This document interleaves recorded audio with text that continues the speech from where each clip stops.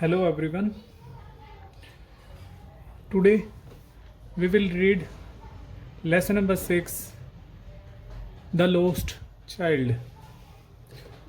Now I am going to read the introduction first. Have you ever been to a fair? क्या आप कभी किसी मेले में गए हैं? फेयर मीन्स मेला. With whom do you go to fair? आप किसके साथ मेले में गए हैं? Of what things do you went to buy in a fair? Went past form है बेटा. Go, went, gone.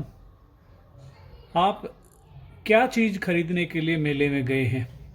How do you feel when you separated from your parents or friends? आप कैसा महसूस करेंगे जब आप अपने अभिभावकों से, अपने पेरेंट्स या अपने दोस्तों से सेपरेटेड फ्रॉम, प्रेपोजिशन लगे फ्रॉम किसी से अलग होना, अगर उनसे आप अलग हो जाएं मेले में तो आप कैसा महसूस करेंगे? Let's read a story. आओ एक कहानी पढ़ें. To know how a child in a fair insist to his parents something he wants and later what happens when he get lost. कि कैसे एक बच्चा अपने पेरेंट्स को चीज़ लेने के लिए इंसिस्ट करता है, मनाने की कोशिश करता है, और बाद में क्या होता है जब उसके खुद के माता पिता गुम हो जाते हैं. Okay, we are going to start. It was the festival of spring. Spring बसंत, वो बसंत का त्योहार था. From the wintry shades of narrow lanes and alleys emerged a gaily clad humanity thick as swarm of bright colours rabbit issuing from a warren. क्या बताया कि शानदार कपड़ों में सुसज्जित होकर और प्रसन्न मानवता के साथ में, मतलब वो सब खुश थे, वो सर्दी की तंग और संकरी गलियों की छाया में से निकलकर बाहर आ रहे थे. They entered the flooded sea of sparkling silver sunshine outside the city gates and move towards. Entered, प्रवेश करना.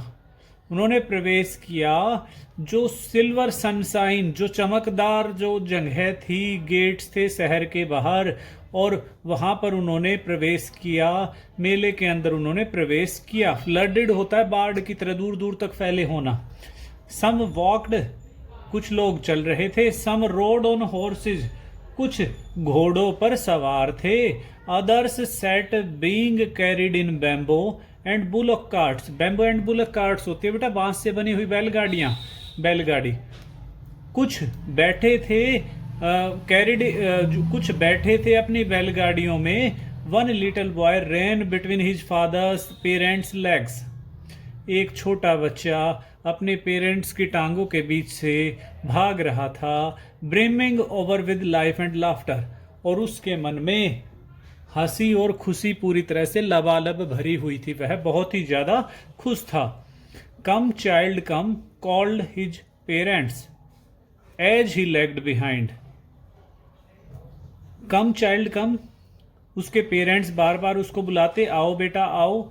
एज ही लैग्ड बिहाइंड, जैसे वो पीछे रह जाता हो. पीछे क्यों रह जाता? Attracted by the toys in the shop that lined the way. वो उन खिलौनों को देखकर आकर्षित हो जाता जिनको लाइन में रखा गया था. ही हरीड, हरीड मतलब जल्दबाजी करना.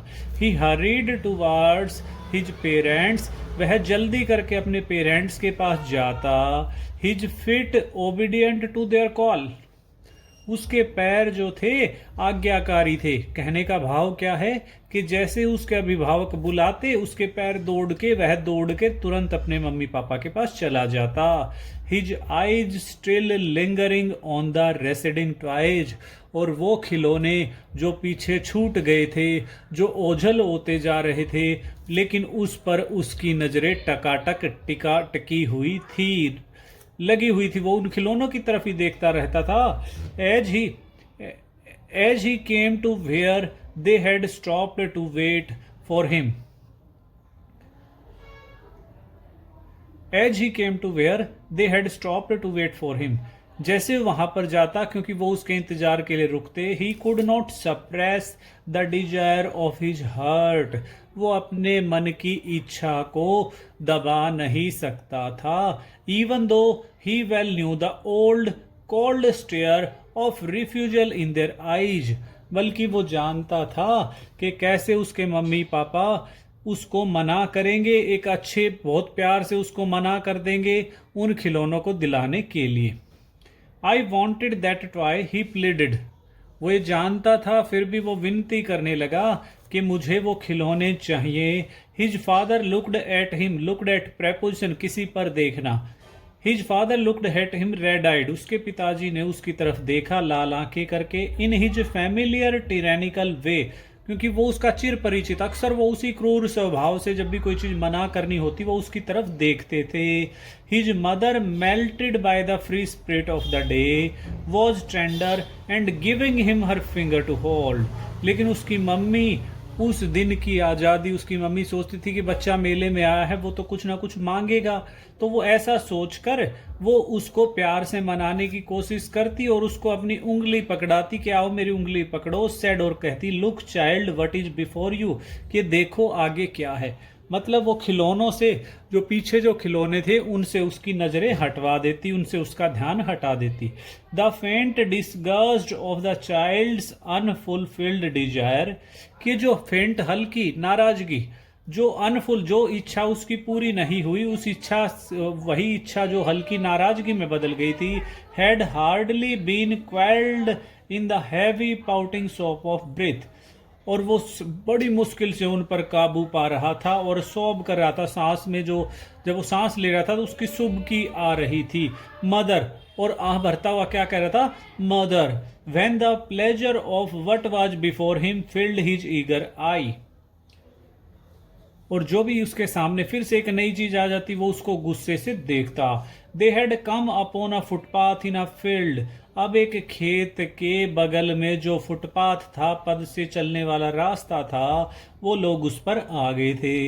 It was a flowering mustard field, और वहां पर क्या था, बवरिंग मस्टर्ड, मस्टर्ड सरसों होता है, वो सरसों का खेत था, सरसों उगी हुई थी।